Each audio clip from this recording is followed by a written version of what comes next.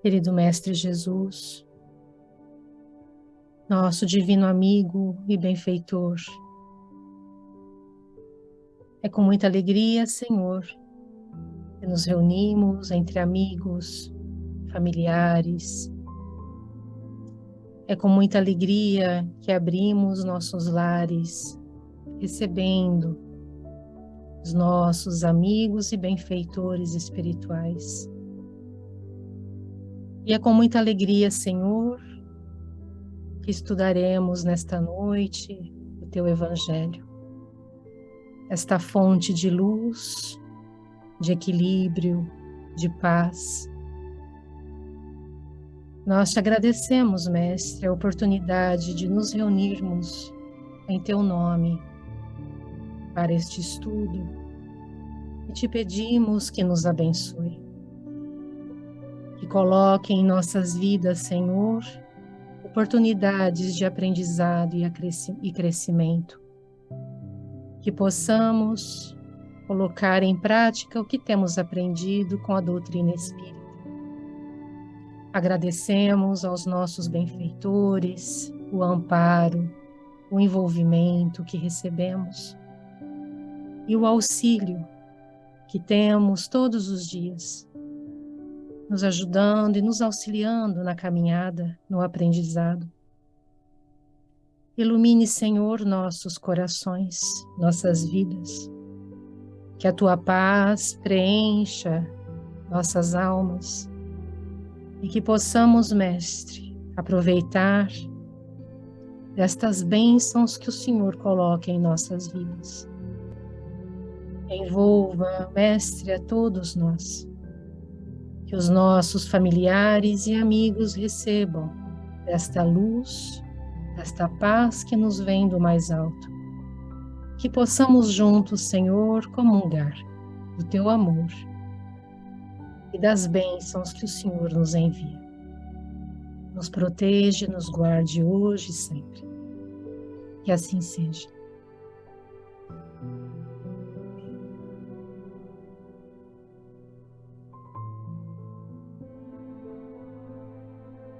Prepara a música.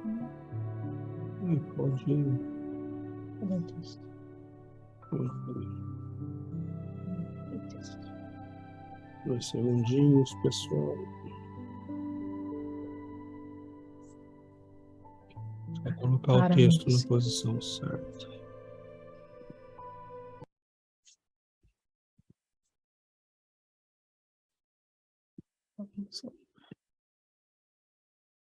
A Vânia pode fazer a primeira leitura, por favor? Sim. Pessimismo. Do pessimismo. O santo desiludido. Inclinara-se a palestra no lar humilde de Cafarnaum para os assuntos alusivos à devoção, quando o mestre narrou com significativo tom de voz. Um venerado devoto retirou-se, em definitivo, para uma gruta isolada em plena floresta, a pretexto de servir a Deus. Ali vivia, entre orações e pensamentos que julgava irrepreensíveis, e o povo, crendo tratar-se de um santo Messias, passou a reverenciá-lo com intraduzível respeito. Se alguém pretendia efetuar qualquer negócio do mundo, dava-se pressa em buscar-lhe o parecer. Fascinado pela consideração alheia, o crente, estagnado na adoração sem trabalho, supunha dever situar toda a gente em seu modo de ser, com a respeitável desculpa de conquistar o paraíso. Se um homem ativo e de boa fé lhe trazia à apreciação algum plano de serviço comercial, ponderava escandalizado. É um erro. Apague a sede de lucro que lhe ferve nas veias. Isso é a ambição criminosa. Venha orar e esquecer a cobiça. Se esse ou aquele jovem lhe rogava opinião sobre o casamento, clamava aflito. É um disparate. A carne está submetendo o seu espírito. Isso é luxúria. Venha orar e consumir o pecado. Quando um ou outro companheiro lhe implorava conselho acerca de algum elevado encargo na administração pública, exclamava compungido: é um desastre. Afaste-se da paixão pelo poder. Isso é vaidade e orgulho.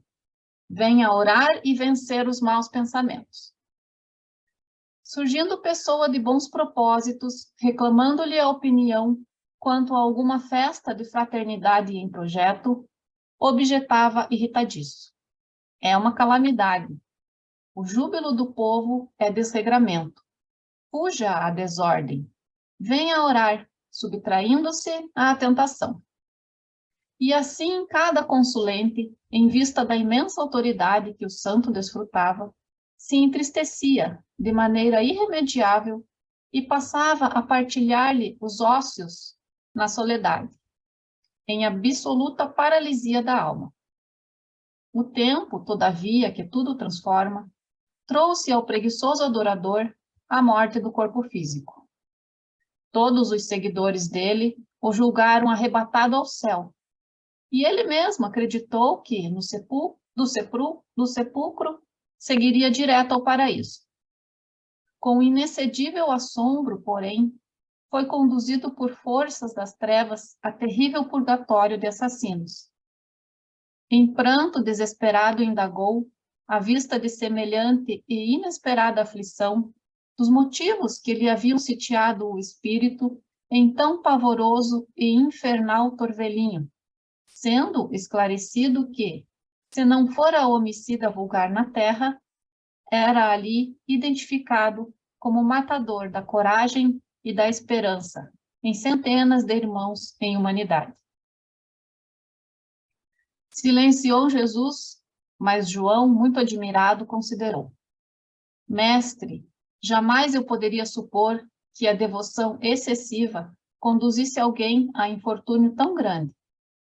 O Cristo, porém, respondeu imperturbável: plantemos a crença e a confiança entre os homens, entendendo, entretanto, que cada criatura tem o caminho que lhe é próprio. A fé sem obras é uma lâmpada apagada. Nunca nos esqueçamos de que o ato de desanimar os outros nas santas aventuras do bem é um dos maiores pecados diante do poderoso e compassivo Senhor. Neio Lúcio, Ideias e Ilustrações, autores diversos, Chico Xavier. Obrigada, Vânia. Lu, você poderia ler o próximo, por favor? Fora da igreja não há salvação. Fora da verdade não há salvação. Fora da verdade não há salvação seria equivalente a fora da igreja não há salvação. E também exclusivista, porque não existe uma única seita que não se pretende ter o privilégio da verdade.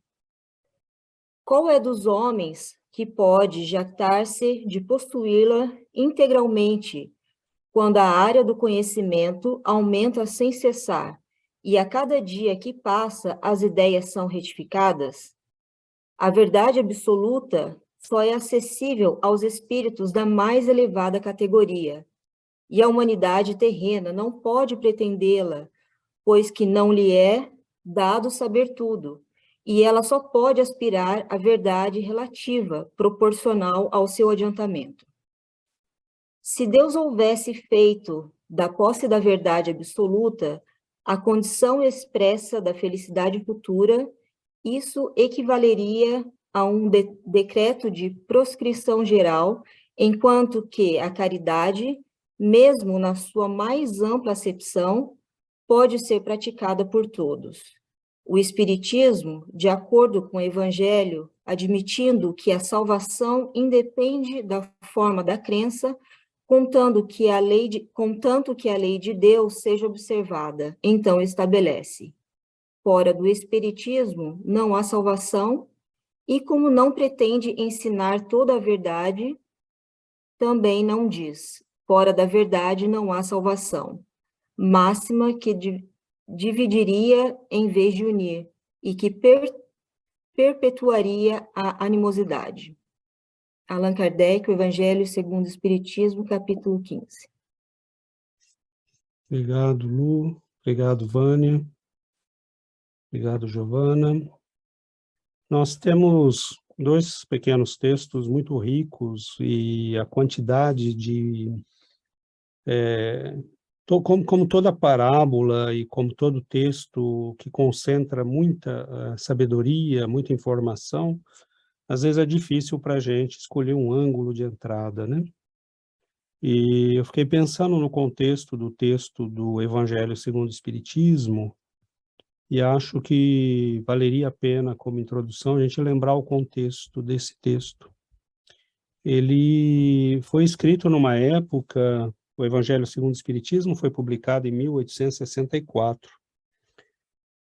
E o Espiritismo tinha pouco tempo de vida, o Livro dos Espíritos tinha sido publicado em 57, e havia já na França havia um bom número de pessoas, até mesmo voltadas para o espiritualismo, para as pesquisas de magnetismo, mas havia um confronto sério com a igreja.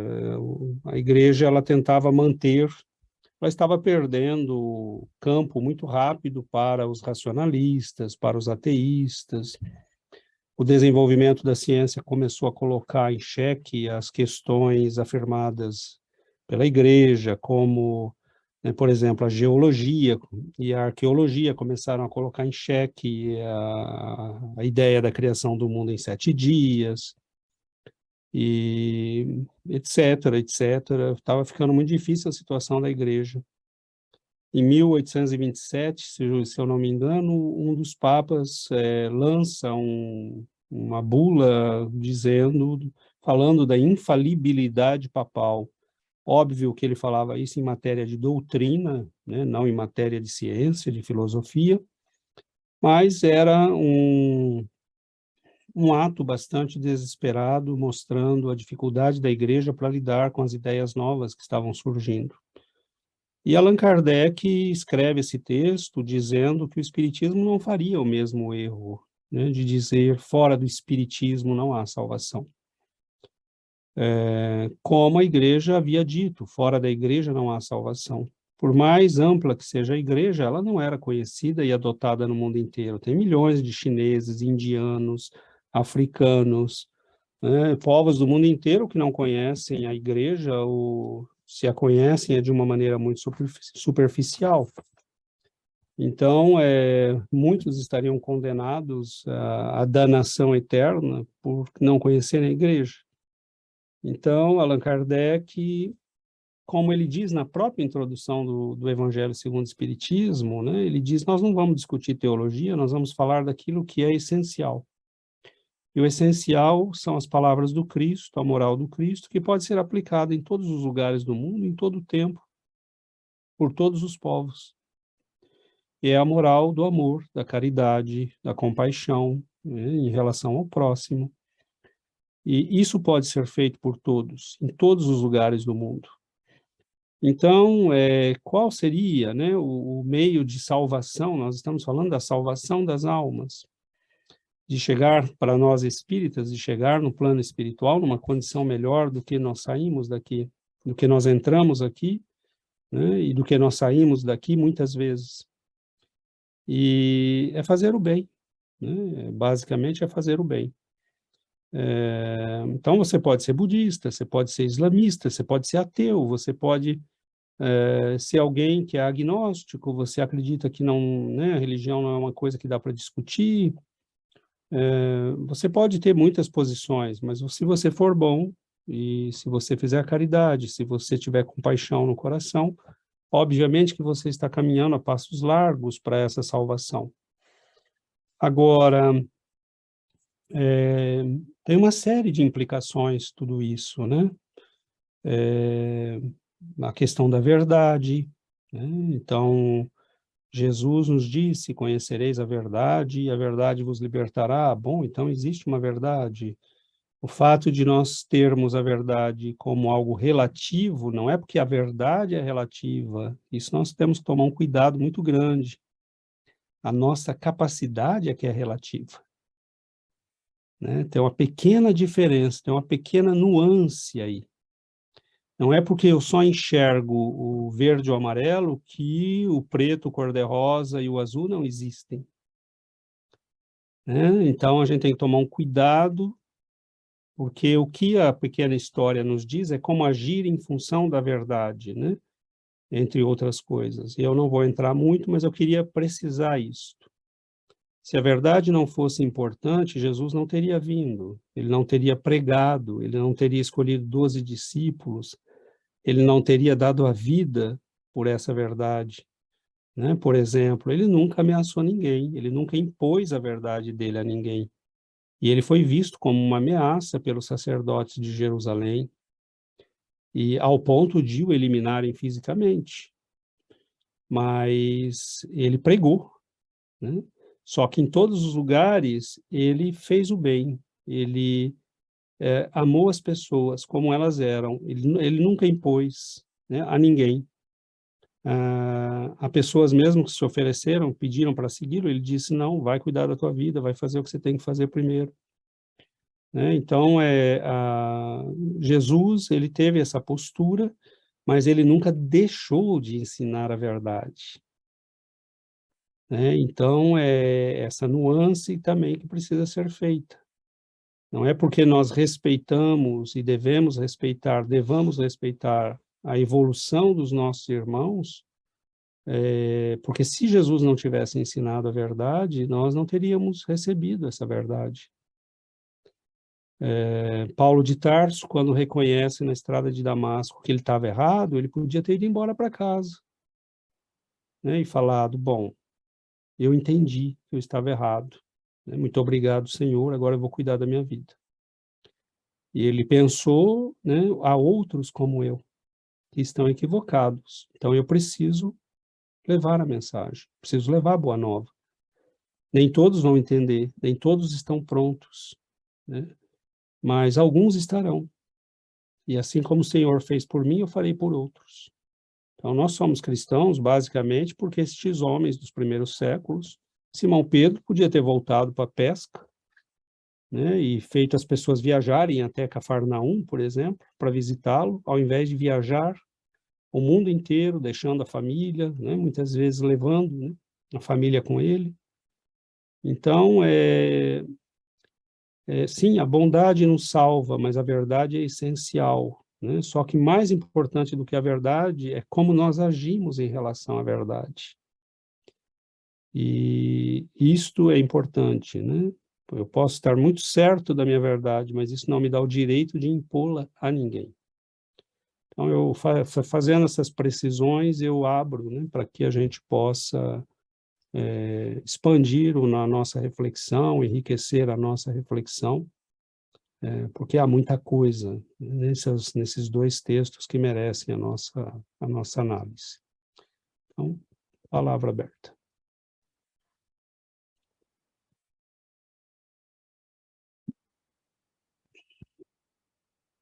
Oi, Val. Boa noite. Oi. Eu queria falar um pouco do primeiro texto que me chamou a atenção, foi a questão da caverna, né? Ele se isola na caverna e ele fica ele fica com as suas orações e com as suas meditações. E eu fiquei pensando nisso e eu fiz assim um paralelo com o quanto que às vezes a gente se isola na nossa zona de conforto na vida e acaba virando essa nossa caverna. E a gente acaba tendo uma vida que está tudo bem, porque você está bem, você está se sentindo bem, você está com as tuas orações, com as tuas meditações, com as tuas verdades, e, e que acaba tendo esse mesmo efeito que esse homem, que essa história conta, né? O quanto que sair dessa zona protegida, de ir ao encontro das pessoas, de tentar novas experiências, de tentar novas maneiras de viver, de pensar, de se relacionar, o quanto que isso é. Porque me chamou muita atenção quando ele fala essa adoração passiva, né? Essa adoração preguiçosa, de que não envolve o trabalho. A adoração, adorar a Deus não é só adorar, você precisa ter um trabalho que vem junto, um trabalho pelo outro e um trabalho por nós de transformação. E que se a gente fica fechado nessa caverna, a gente não tem nunca chance de se melhorar, nem de se questionar, nem de ajudar os outros. Então, eu fiquei pensando nisso, em quanto tempo na nossa vida, e eu estou falando de mim, né? A gente não se fecha nessa caverna como uma maneira de se proteger e de dizer, mas eu tô bem com o que eu sei, então tá tudo bem, né? E só que isso nos impede, porque a gente às vezes tem a tendência de dizer, não, mas a gente tem que ajudar os outros, mas é indo ajudar os outros que a gente se ajuda. Não tem como você ter experiências ricas que te transformem se você não está em relação com alguém, ou com alguma coisa, ou com algum outro, né? Só nós conosco mesmo não basta para crescer espiritualmente. Então, eu achei muito legal essa primeira historinha. Obrigado, Val. Então vamos lá, vamos em frente. Oi, Yuri. Boa noite. Uma das coisas que também chamou a minha atenção, como igual, a gente tem a ideia que o divino, ou que uma pessoa santificada é aquela que fica adorando o Pai todo o tempo, mas não é isso. Nós temos o exemplo de Jesus, que ele falava, meu Pai trabalha até hoje, eu também trabalho.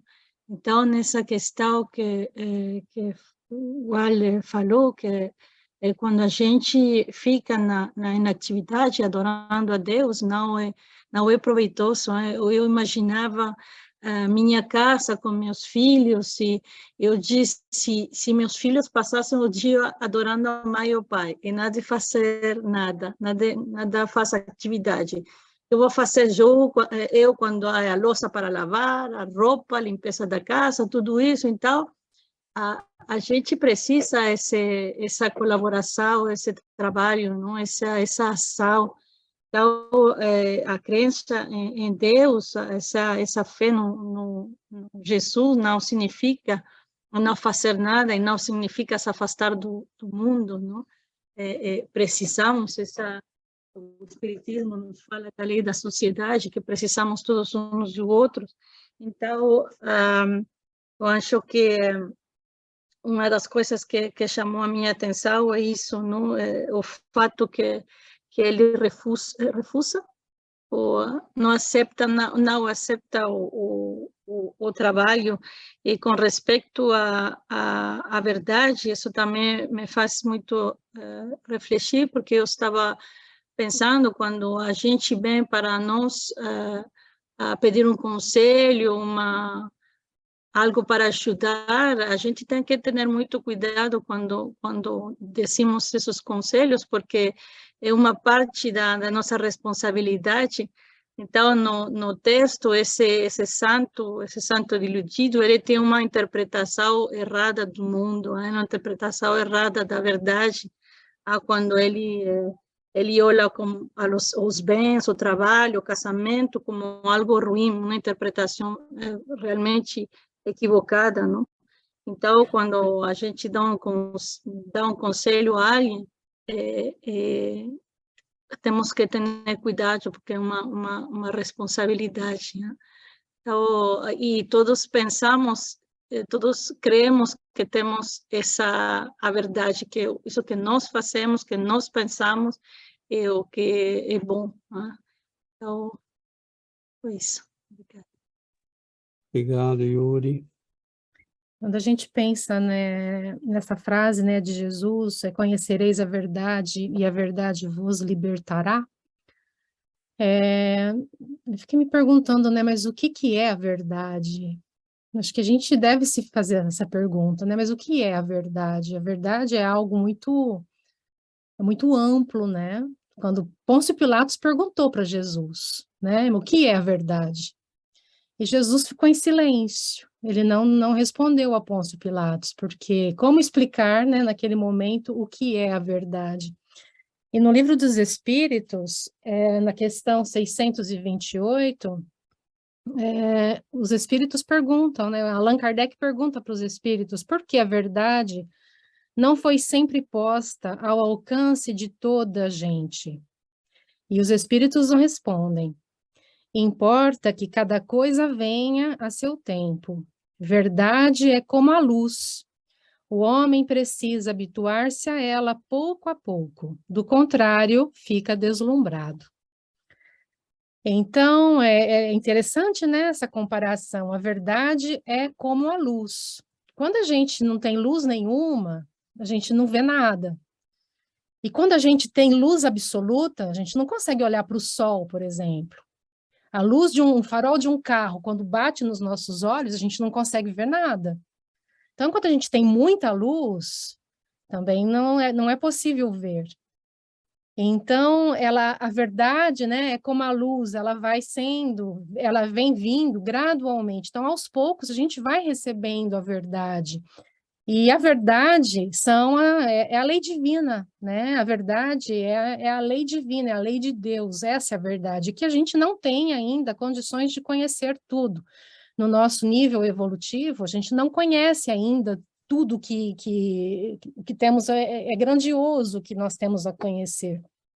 Então, não adianta, não devemos esperar conhecer a verdade para começar a agir, né? Para começar a pensar no nosso crescimento, no trabalho a ser desenvolvido. Então, Allan Kardec, quando ele diz, né, que fora da caridade não há salvação, eu acho que ele tem o sentido de que, em não conhecendo toda a verdade ainda, se a gente pratica a caridade, nós estamos indo no sentido de conhecermos a verdade. Porque fora da caridade não há salvação. E onde há caridade, há humildade. E onde há humildade, não há orgulho e nem egoísmo. Então, quando a gente se coloca na posição, né, do Filho de Deus, que quer aprender, e que quer se desenvolver, e quer desenvolver virtudes, e Allan Kardec fala, essa é a receita. Fora da caridade não há salvação. Então, é através da caridade, é através do amor, né, é através da doação, da abnegação, que a gente vai se desenvolvendo, e à medida que a gente se desenvolve, nós vamos conhecendo a verdade, automaticamente. A verdade vai sendo, né, desvendada para nós. Então, está tudo ligado, né? Nós queremos conhecer a verdade, mas não há meio de conhecer a verdade sem o desenvolvimento. E esse desenvolvimento vem com o trabalho, né? O trabalho, o estudo, o amor que a gente dá, né? A bondade. Então, tá tudo misturado. Então, para fazermos esse trabalho sobre nós mesmos, né? É através da caridade, né? Allan Kardec não disse fora do espiritismo não há salvação, mas fora da caridade não há salvação. E nesse trabalho de conhecimento, a gente estava até conversando hoje, né? A importância de conhecer, de estudar, porque só ser bom tem muita gente que é boa, mas faz mal a si mesmo. Né? É bom, tem um coração generoso, mas acaba fazendo mal a si mesmo por falta de conhecimento. Quantas pessoas boas já não se suicidaram, né? Então, a bondade é um dos aspectos a ser desenvolvidos, mas o conhecimento é outro aspecto a ser desenvolvido. Então, é um trabalho de desenvolvimento da inteligência, né? Mas também do amor, porque só a inteligência não vai funcionar, a gente não vai crescer. Então, é um trabalho dos dois lados que a gente tem que fazer, né? Obrigado, João. Continuando na linha de raciocínio da Giovana, né? E lançando mão, mais uma vez, de analogias, né? Você vê que uma criança, a gente ensina, né? Coisas, muitas vezes, falsas, mas de acordo com o ciclo dela, né? Por exemplo, uma criança está na escola, se ensina lá o ovo da Páscoa, a Páscoa, o coelhinho, a cegonha, aí a criança faz um desenhinho, né? As crianças ficam um pouco maiores, mas ainda não pode assistir certos programas de televisão, né? Porque não é a hora dela ainda entender certas coisas como elas funcionam, né? E assim somos nós também. Durante o ciclo escolar, né, a gente aprende, por exemplo, os cálculos newtonianos no ensino médio, né, porque Mas isso já não serve, por exemplo, para os cálculos de engenharia, de cálculo de GPS, em que tem que ser colocado ali cálculos que envolvem a relatividade do movimento da luz para dar precisão aos aparelhos, né, que envolve uma engenhosidade muito mais acentuada, assim como em química, né, você sempre tem que colocar condições ideais de temperatura e pressão para que o aluno possa conseguir desenvolver alguns raciocínios mais simplistas para poder entender, né? Quando, na verdade, as coisas são muito mais complexas que estão por detrás daquilo. E nós, muitas vezes, achamos que nós estamos num grau da evolução além da qual nós estamos. Né? Eu costumo brincar muito em casa, né? Que a gente é terceira, quarta série. Que nós somos crianças ainda perante o ciclo evolutivo e que nós estamos despertando agora para o entendimento das coisas, né? E em matéria intelectual, em matéria espiritual e moral, nós estamos engatinhando ainda, né? Então, é nesse sentido que eu acho que, em relação ao primeiro texto, muitas vezes, né, as pessoas estão envolvidas em situações, por exemplo, na questão da política, a gente tem pessoas que precisam estar envolvidas naquele emaranhado, né, alguém tem que estar lá, né? E são emaranhados complicadíssimos, né? Eu estou falando de política, estou falando em diversos ramos da atividade humana, em que elas vão estar, né, envolvidas com coisas muitas vezes ruins, mas que ali faz parte da realidade dela e que ela vai dar pequenos passos ali, né? E que é a conclusão final do primeiro texto lá, em que, para a gente colaborar, né, na construção divina, a gente tem que fazer alguma coisa na realidade na qual nós estamos inseridos. É isso aí. Obrigado, João.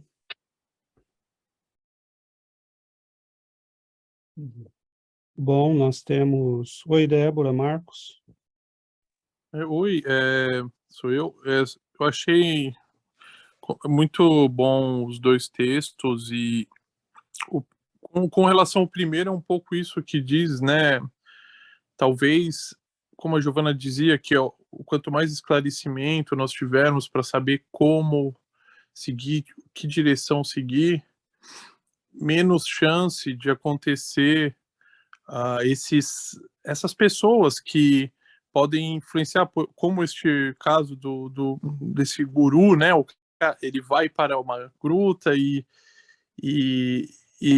a gente vê muito hoje em dia, sempre viu isso, as pessoas querem acreditar em alguma coisa, e se é uma pessoa carismática, como muitos casos que você vê que é inteligente, ela pode usar isso, mesmo que ela fale, estou me dedicando a uma causa maior, ela usa isso para influenciar essas pessoas e começa a se levar pela vaidade e tal, e começa a virar uma referência sem nada de realmente concreto, construtivo para essas pessoas. Então foi uma boa analogia, porque acontece muito com pessoas que vão cegamente e fazem aquelas coisas malucas que você vê seguindo em busca de uma verdade maior, mas na verdade eles estão perdidos e infelizmente encontram talvez às vezes essas pessoas que também se aproveitam talvez dessa falta de conhecimento,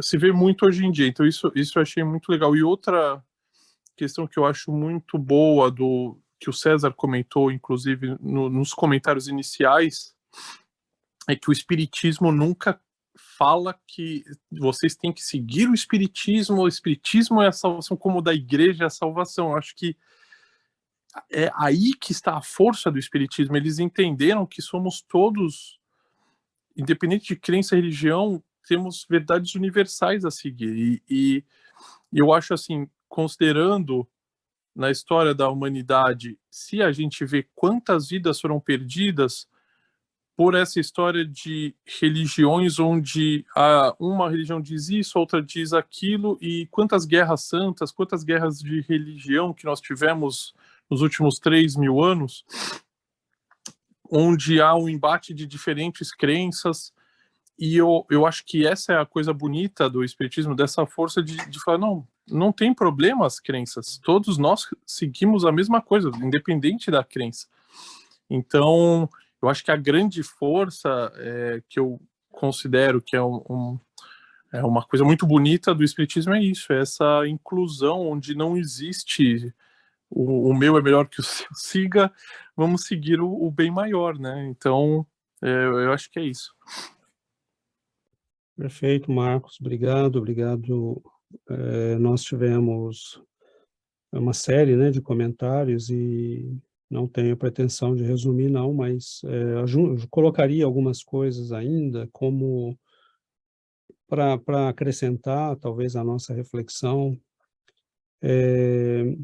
Não tendo, né, a Giovana colocou muito bem que a nossa evolução, ela condiciona a nossa capacidade de saber a verdade. Então, é óbvio que alguém como o Buda, como Jesus, né, como São Francisco de Assis, são pessoas que tinham uma percepção da vida que provavelmente não é a nossa. Então, porque nós os seguimos, porque nós reconhecemos neles essa capacidade de ver mais longe do que nós, de viver mais do que nós somos capazes de viver. E isso a gente vai aprendendo, né, que a nossa capacidade de saber a verdade depende da nossa condição de evolução. E justamente porque nós sabemos isto, nós vamos aprendendo que os outros também são condicionados pela mesma limitação que nós. Pode ser que eu tenha um conhecimento interessante, mas isso não me dá o direito de impor este conhecimento. Por exemplo, o homem da nossa história, ele talvez estivesse errado, mas na perspectiva dele, aquela era uma experiência que ele precisava viver. E o problema com ele foi que ele se encanta com o fato de que as pessoas o passam, né? Passam a considerá-lo como uma autoridade, e ele começa a fazer exatamente o oposto daquilo que ele havia se proposto. Porque se ele queria se isolar do mundo, por que ele passou a opinar sobre as coisas do mundo e a direcionar as pessoas?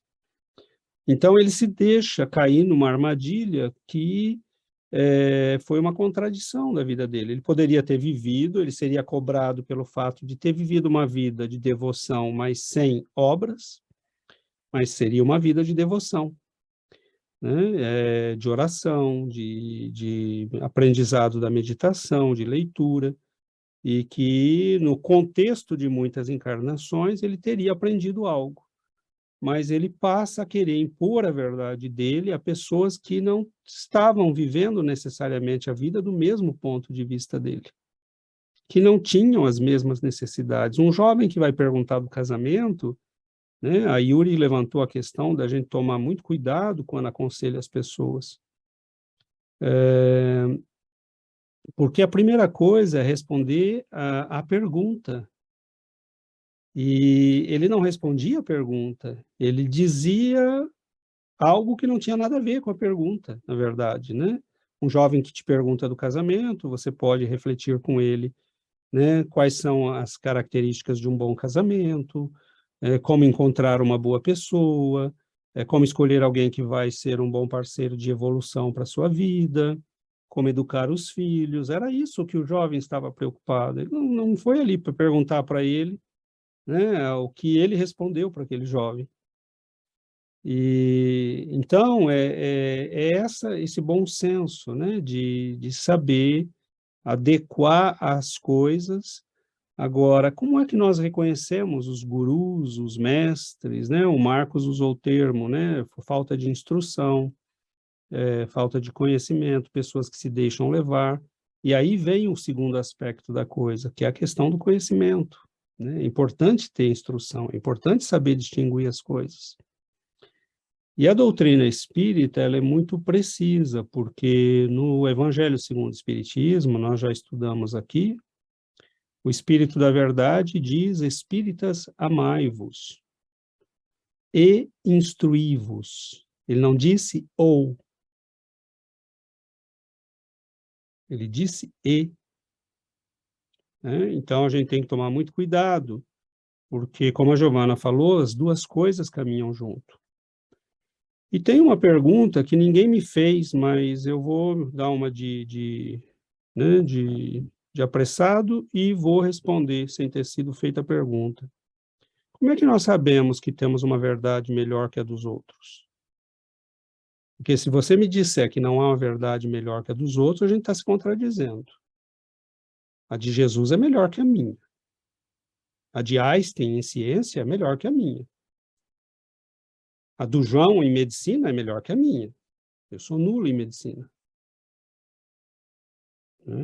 Então, assim, a de alguém aqui que é músico, do Daniel, ele toca violão.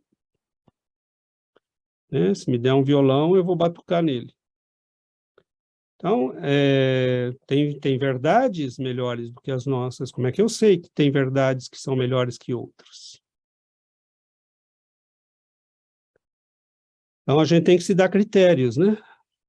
Uma verdade melhor que a outra é uma que resolve mais problemas empíricos e conceituais e cria menos problemas. Então, uma verdade pode ser melhor que outra, mas a outra não deixa de ser verdade por causa disso. O João deu o exemplo, né? Nós temos a física de Galileu. Se você quer saber como um corpo, né, um projétil lançado vai se comportar, você olha as equações de Galileu. Se você vai mais à frente, você vai ter as equações de Newton, que vai dar um passo gigante em relação mas as de Galileu continuam válidas. Agora, se você envolve, como o João disse, né, velocidades como a velocidade da luz, ou 50% da velocidade da luz, 70%, 80% da velocidade da luz, né, para organizar os GPS, para falar de partículas subatômicas, você precisa de uma física que é a física de Einstein. Mas ela não deixa de ser válida a de Newton e a de Galileu. Elas simplesmente não se aplicam mais a certas coisas. Então, por que a de Einstein é superior? Porque ela inclui tudo o que inclui a de Newton e ela inclui tudo o que inclui a de Galileu. Mas a de Galileu não inclui a de Newton, nem a de Newton inclui a de Einstein, embora continuem válidas. Então, a gente tem que ter uma visão de que a verdade, sim, ela é progressiva. Embora nós tenhamos verdades relativas, não quer dizer que não existe uma verdade. Então, a gente tem que tomar esse cuidado. Quanto mais eu evoluir espiritualmente e intelectualmente, obedecendo ao preceito do Espírito da Verdade, mais eu acesso essas verdades fundamentais, né? Que o Livro dos Espíritos vai nos dizer, são as leis da natureza, do universo, e são as leis espirituais, morais, que Jesus resumiu na lei do amor, né? Amor a Deus, amor ao próximo, amor a si mesmo. Então, nós, como o João falou, nós somos crianças nisso tudo ainda. Por exemplo, quando a gente estuda os livros de André Luiz, nós vemos como é intrincada, né? As relações, são intrincadas as relações entre corpo e alma, entre pensamento, emoção, sentimento e corpo, né? As relações que existem entre as nossas emoções e sentimentos e as doenças e a cura. A gente está começando a descobrir todo esse universo, né? Agora, o que Allan Kardec está nos dizendo? Na dúvida, faça o bem, seja bom. Nós não vamos ter tempo de ter toda a verdade, nem espiritual, nem científica. Então, na dúvida, seja bom, faça o bem, seja caridoso, auxilie o próximo, né? Agora, o perigo é quando a gente, por preguiça, diz, então eu só vou fazer isso, eu já estou garantido. Aí já é preguiça, né? Porque a gente não quer estudar, né? Então, a gente tem que tomar cuidado, né? Para não cair nesse tipo de armadilha, que é um pouquinho perigoso. E outra armadilha também é o fato das pessoas, como a gente não tem respostas para tudo, né? Muitas vezes já me explica Deus. Você acredita em Deus? Então me fala, onde é que está Deus? Que eu nunca vi, né? Muita gente fala assim, né? Mesmo espíritos que vêm na reunião mediúnica, e falam, vocês falam de Deus, mas onde é que está Deus? Eu nunca vi, ele nunca apareceu para mim. Então, e muita gente aqui no mundo fala que se diz ateu porque não tem respostas, né? Não sabe onde está a resposta para Deus. Essa é uma das verdades que a gente ainda não conhece, a gente não tem condições de saber e de entender, né, o que é Deus.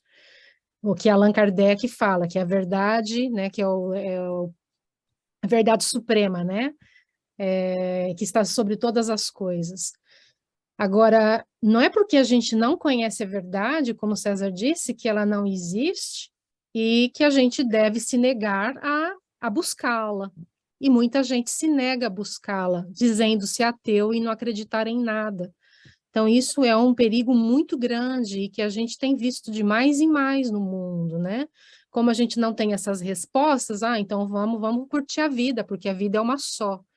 Então, esse é um perigo e temos visto coisas catastróficas acontecendo porque as pessoas se negam a conhecer, a estudar, a buscar, né, pelo menos um pouco da verdade, o que nos cabe, né, o conhecer no nosso grau evolutivo.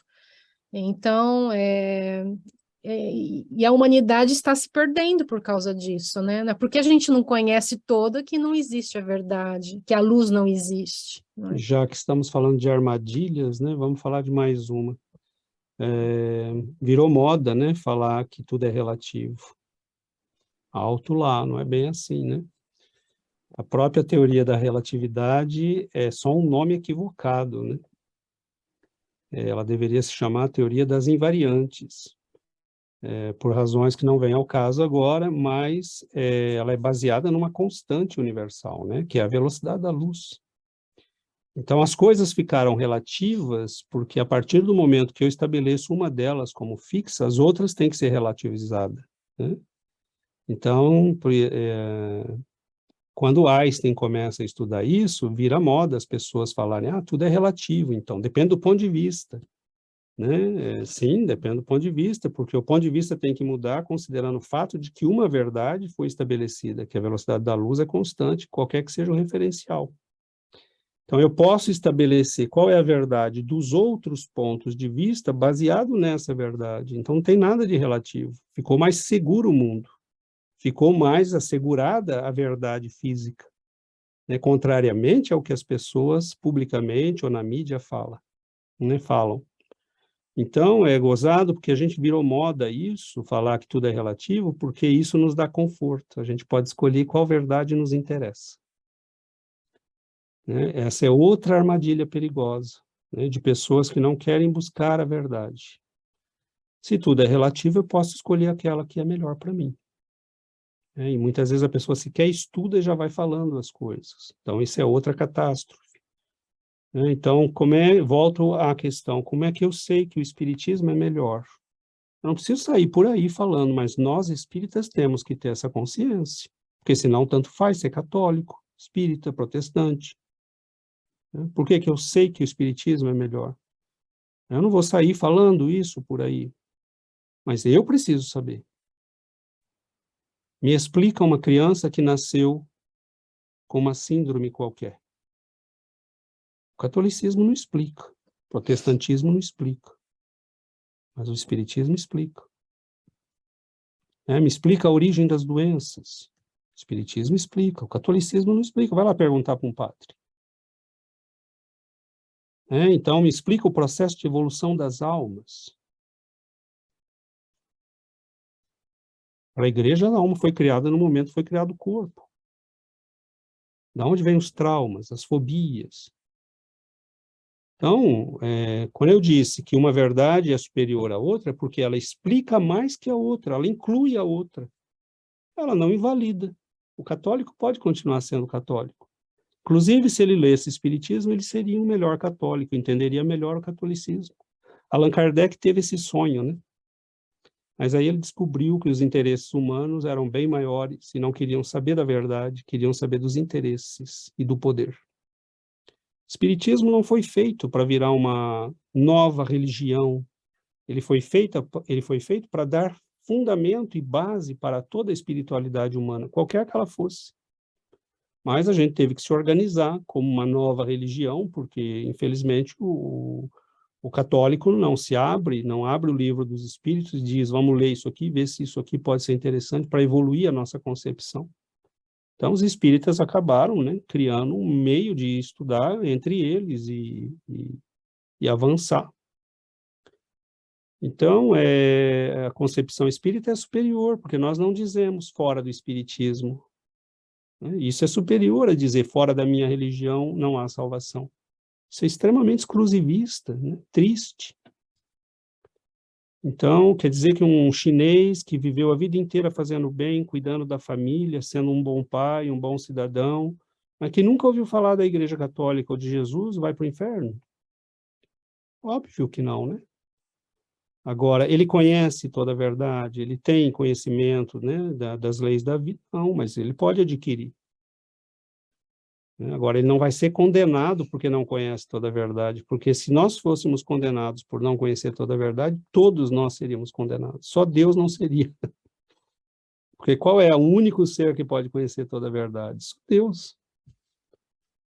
Por mais que a gente evolua e se aperfeiçoe, nós nunca vamos chegar à condição de Deus, senão nós seríamos deuses.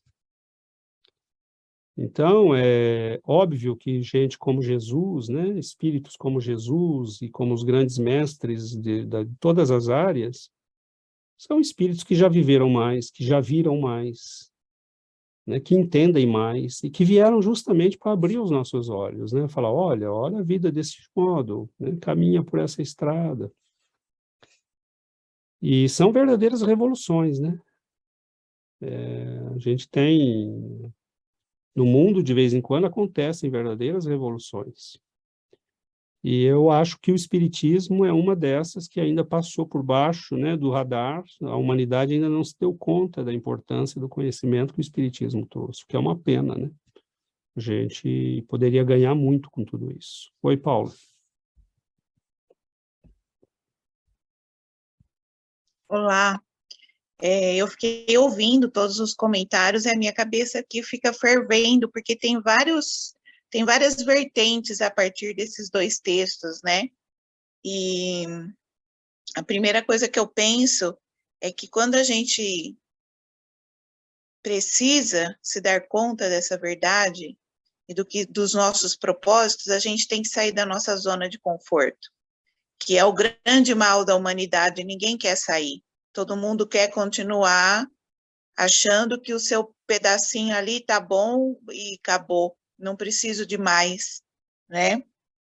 E como foi dito aí, de acordo com o Livro dos Espíritos, tudo a seu tempo. Então, eu tenho pessoas que falam muito claramente a respeito das explicações, por exemplo, de outras doutrinas, outras igrejas, que elas aceitam e cabem a elas muito bem dentro do contexto delas. Mas cada um tem o seu tempo de entendimento do que lhe convém, do que lhe, eu costumo dizer, do que lhe preenche a alma. Porque às vezes não é só o entendimento, você tem que ter o preenchimento da alma, a explicação vem junto com a certeza de algo mais, do propósito de estarmos aqui. E quando você se conhece a doutrina, começa a estudar, ou você está em outra religião, mas começa com questionamentos e se perguntar o porquê das coisas, e você começa a ter respostas que lhe tragam essa verdade, você tem que se mexer, você tem que fazer por algo, você tem que ir além, você tem que ter mudanças na sua vida, você tem que continuar estudando, você tem que continuar o seu crescimento. E o que me deixa mais triste na nossa sociedade é que nós temos pessoas que se aproveitam disso, quando encontram pessoas que elas conseguem manipular através da sua verdade, né? Então, esse é um assunto que me chama muito a atenção, porque desde o nosso começo da nossa história, nós temos os líderes religiosos e o tanto que eles, de qualquer nação, tá, de qualquer civilização, que é desde antes, o quanto eles manipularam as pessoas, como no primeiro texto, por uma verdade que era dele. Então, eu acho que é importante nós, enquanto seres conscientes, espíritos em evolução, a gente buscar a nossa verdade, né? Nós temos a verdade universal, nós temos um Deus, nós acreditamos nas leis divinas, nas leis do plano espiritual, na evolução espiritual, mas essa é a minha verdade, o que eu vou fazer por ela? Como eu posso crescer? Como eu posso contribuir para que chegue a mais pessoas sem eu ter que manipular alguém ou sem eu ter que impor algo a alguém, como o César disse agora. Eu sei que a minha verdade é essa e o Espiritismo é o melhor para mim, mas eu não preciso sair por aí tentando convencer ninguém e gritando a todo tempo que essa é a minha verdade e é a melhor, entende? Eu acho que as atitudes, as nossas ações, o nosso trabalho coletivo e individual, mais os nossos estudos, são os exemplos de trazer a verdade a todos. Porque a gente acaba virando espelhos, né? As pessoas olham e falam, nossa, eu gostaria de ter a sua calma, eu gostaria de ter o seu entendimento, e talvez isso mexa com as pessoas e façam elas buscarem mais questionamentos e respostas. Eu acho que essa é uma maneira que eu gosto de pensar, porque tem coisa que as pessoas não vão entender, outras vão, outras não vão, assim como nós, né, em outros questionamentos, que nós ainda não temos condições de entender.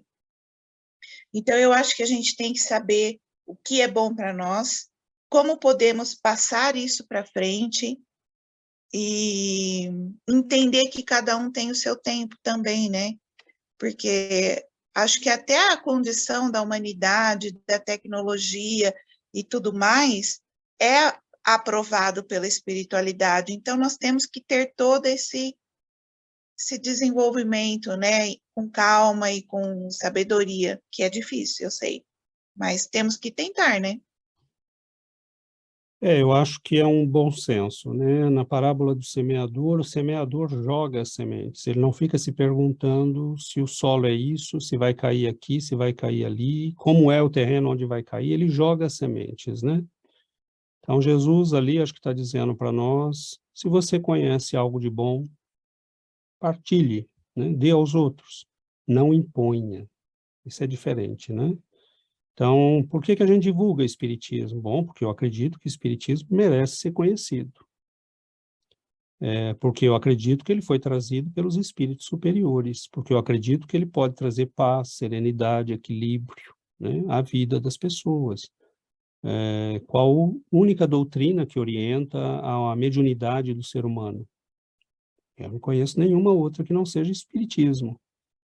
Então, assim, por que que nós divulgamos Espiritismo? Porque nós acreditamos que isso pode ser bom para todo mundo, mas isso é diferente de impor, né? Eu posso falar aos meus filhos, aos meus familiares, aos meus amigos, eu posso ir na televisão, no YouTube, no Facebook, mas eu não posso impor a ninguém, né? Agora, a gente tem que tomar cuidado, né? Porque, assim, cada pessoa tem seu tempo, mas isso é entre ela e Deus. O meu tempo é hoje e é de espalhar aquilo que eu sei que é bom. Se a pessoa está em condições de receber, ótimo. Agora, se eu não jogar a semente e ela está em condições de receber, aí o problema pode ser meu. Porque eu estou negando, né, aquilo que eu conheço. Eu estou negando aquilo que pode fazer bem à pessoa. Então, nós poderíamos se eximir de falar, de partilhar o conhecimento, né? Mas não foi isso que Jesus fez, não foi isso que Paulo fez, não foi isso que o Chico fez. Mas, pegando um gancho no que a Paula falou, o Espiritismo a gente pode dizer que é um tripé, né? A gente tem o estudo,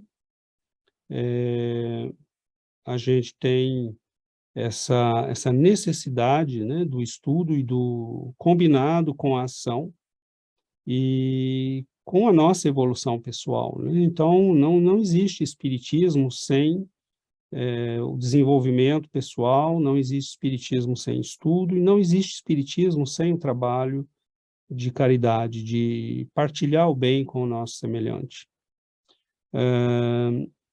O Chico tem uma frase, um pequeno texto que o Bacelli publica no livro O Evangelho de Chico Xavier. São textos, frases do Chico em vários momentos da vida dele. E ele fala: muitas pessoas me criticam porque acham que eu deveria dedicar mais tempo à mediunidade, à escrita. E assim, se a gente parar para pensar, nós sabemos que Chico poderia ter escrito mais 1 ou 2 romances. Nós sabemos que ele poderia ter escrito mais livros sobre o aspecto científico, né? Além da coleção de André Luiz, ele poderia ter ido além. Enfim, né? Era um médium extraordinário.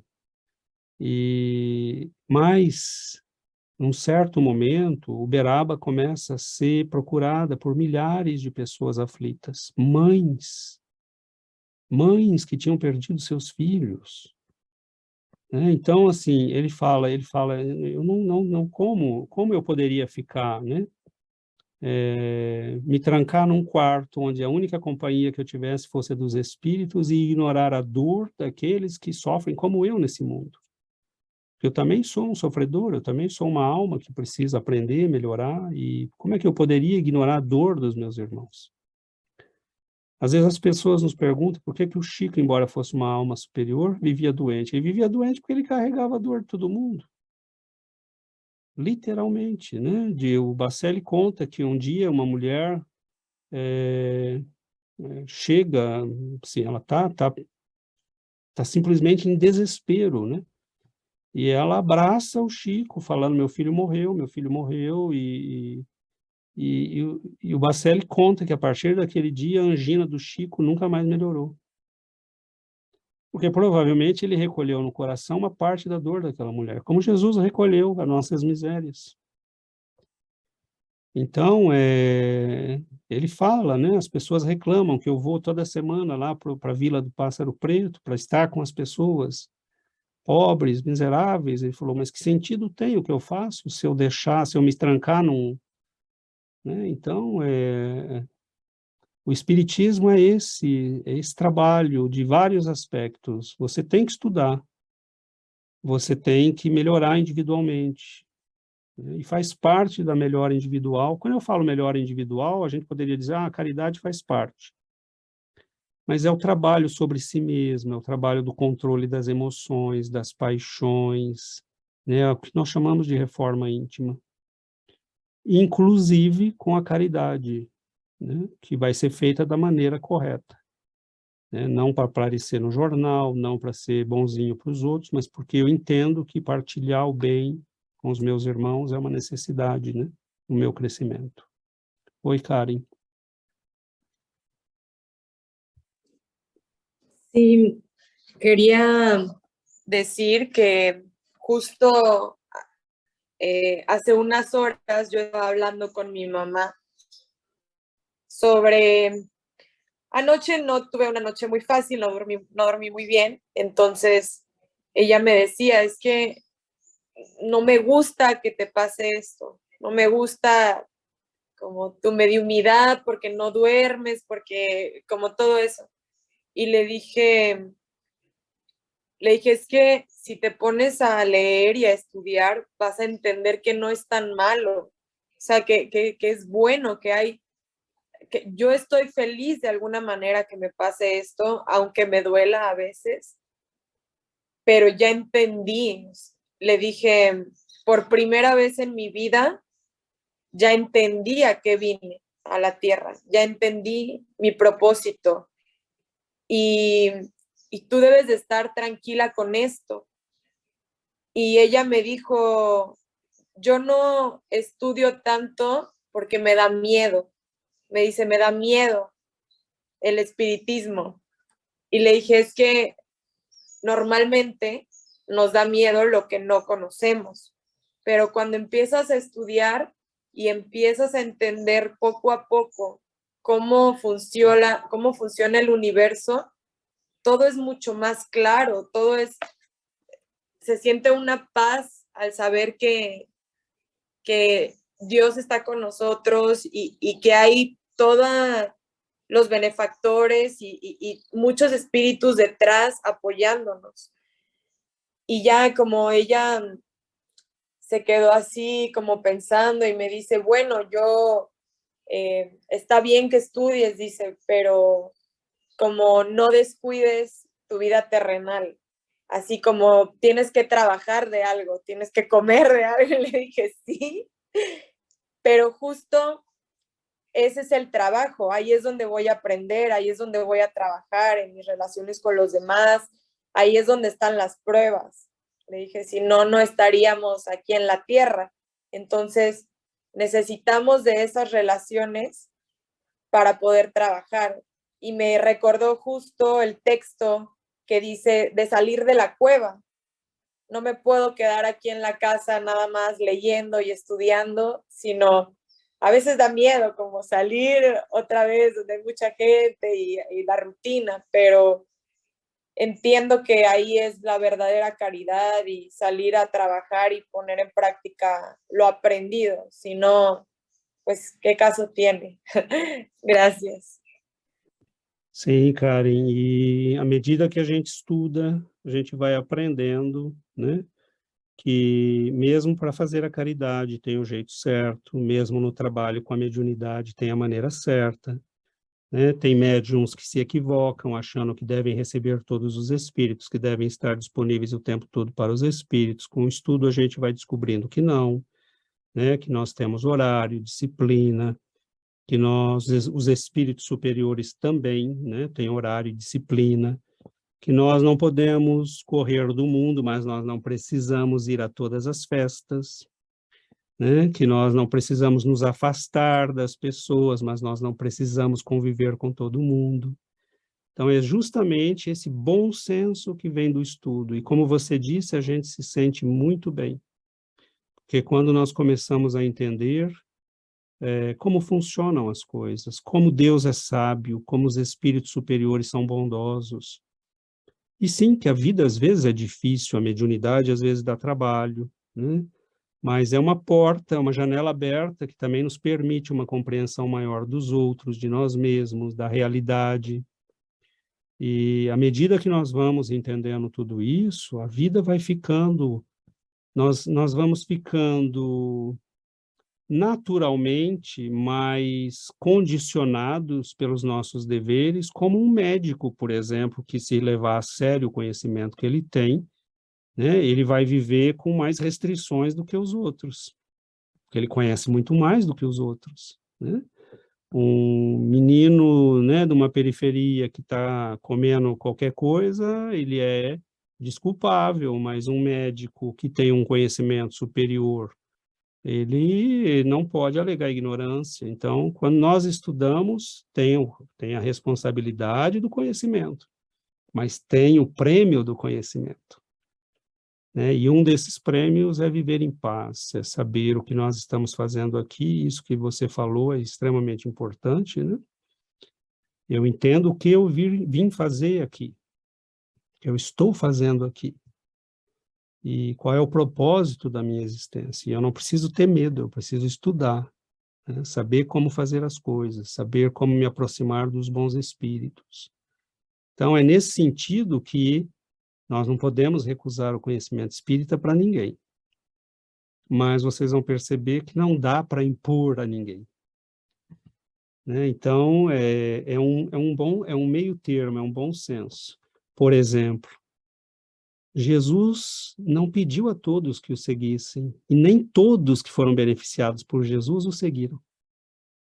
Chico Xavier recebia centenas de pessoas, centenas toda semana, e dezenas daquelas pessoas eram católicos, protestantes, budistas, judeus. Não tinham nada a ver com o espiritismo e recebiam mensagens do mesmo jeito. E quando as pessoas, né, um caso que eu me lembro é da família Muscat, né, eram judeus, ricos de São Paulo. E o Chico diz para a mãe dele, comece um trabalho de caridade na sua comunidade. Ah, Chico, mas eu não sou, não estou falando para você ser espírita. Comece na sua igreja. Faça um trabalho pelas crianças na sua comunidade. Né? Então, é essa a beleza do espiritismo. Agora, eu quero estar numa doutrina que diz isso para as pessoas. Eu não quero ir embora dela. Eu quero ficar nela, para poder dizer isso também para as pessoas. Então, quando a gente entende isso, a gente entende por que espiritismo, né? O nosso tempo está acabando, e eu lembraria como última, talvez, advertência para não cairmos em armadilhas, que as pessoas que chegam a nós, pelo menos, são convidadas para o estudo. Não são convidadas para seguir o César, a Yuri, a Giovana, são convidadas para o estudo da doutrina. Porque espiritismo verdadeiro é aquele que torna as pessoas autônomas. No início, aqueles que têm mais experiência podem guiar aqueles que têm menos. Mas com o estudo, a pessoa vai aprendendo, né, a analisar, a avaliar. E ela vai aprendendo que é bom ter humildade. Né? Opa, será que eu entendi certo isso? Deixa eu voltar lá com a pessoa mais experiente. Né? Opa, será que isso aqui está certo? Será que isso aqui é bom? Então, assim, crescer, melhorar. E aí a gente vai aprendendo, né, a ser autônomo, a andar com as próprias pernas e não ter que ter muletas psicológicas, gurus. Né? A gente vai... O guru verdadeiro é aquele que nos ensina a caminhar com as nossas pernas e que está disponível para quando a gente der uma cambaleada e precisar de um braço firme. Né? Mas ele nos ensina a caminhar. Né? Então, com tudo isso em mente, eu acho que a gente tem elementos, né, para decidir que caminho seguir na vida. Agora, ninguém vai para o inferno porque não é espírita, né? Tem pessoas que vão, que nem Rojão, né, para as regiões espirituais superiores, porque amaram, serviram, foram bons. No protestantismo, no catolicismo, no budismo. Né? Então, as religiões estão cheias de pessoas, mas a verdade vai nos triar a cada um no momento que tiver que triar. Né? E a verdade vai levar em conta aquilo que nós realmente somos, não aquilo que nós falamos. Então é isso, meus irmãos, nós chegamos ao final, né? Vamos finalizar o nosso evangelho de hoje, porque o nosso tempo já se esgotou.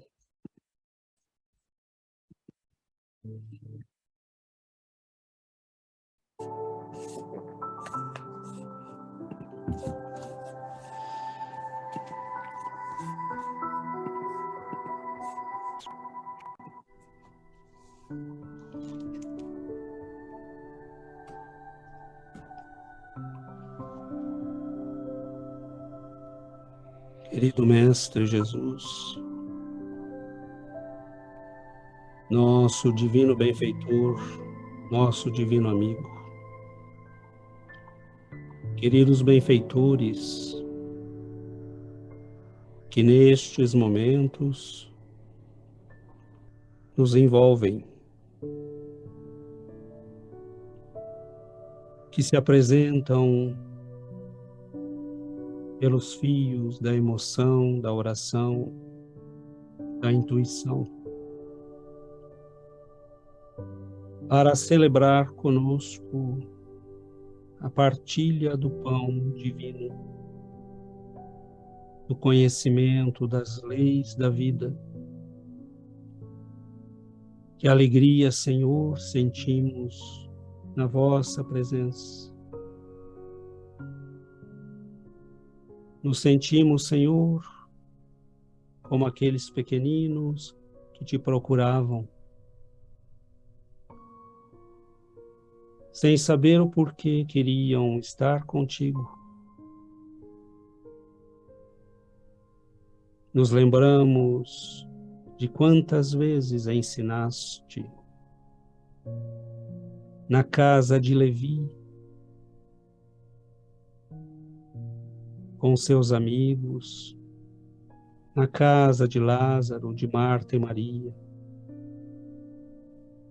Nos lembramos, Senhor, que começaste teu ministério nas bodas de Caná, celebrando a união entre duas criaturas. Nós nos sentimos, Senhor, como se estivéssemos num destes locais. E estamos ali apenas para te ouvir, para te contemplar, para nos rendermos, Senhor, depois da teimosia, do orgulho, da vaidade, e dizer: acolha-nos, Senhor, pelo teu amor, a tua compaixão. Nós agradecemos, Mestre, a bênção do conhecimento. Ensina-nos a partilhá-lo com alegria, tolerância, respeito, mas a vivenciá-lo profundamente em nossas vidas, para que possamos seguir, Senhor, rumo a Ti. Nós já sabemos o caminho, nós já conhecemos a direção. Dá-nos força para prosseguir. Nós pedimos, Senhor, que abençoe nossos lares, que envolva em amor e luz nossos familiares, que envolva aqueles mesmos nossos irmãos que muitas vezes persistem na ignorância,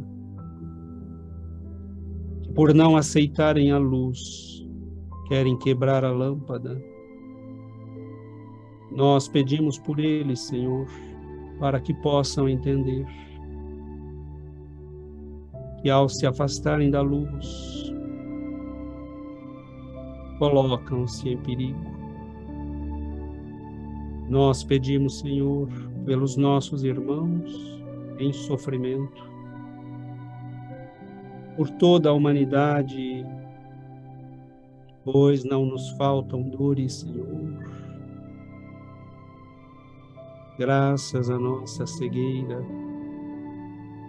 Pedimos, Mestre, que abençoe nossas vidas, nossa semana, que possamos viver em paz, trabalhar, servir, aprender.